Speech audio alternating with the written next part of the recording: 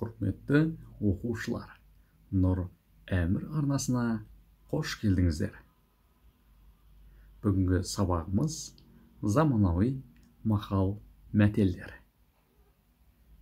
Интернетте оқып жүр талай қазақ баласы. Қыз өссе тикток көркі, гүл өссе акимат көркі. Тиктокта лайк жинағанша үйіңді жина. Блогер болам десең, хэштегіңді тізе.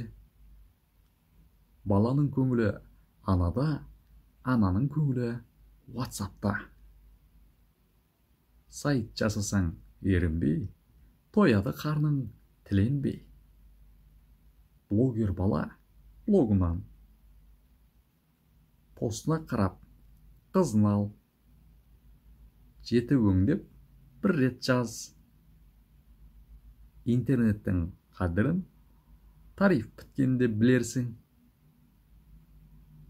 10 саусақпен жазған пост 30 рулы елге тарайды. Мен жазбаймын посттарды ермек үшін. 50-ге келгенше авторитетке қызмет етесің. 50-ге келген соң авторитет саған қызмет етеді. Келесі кездескенше сау болыңыздар достар.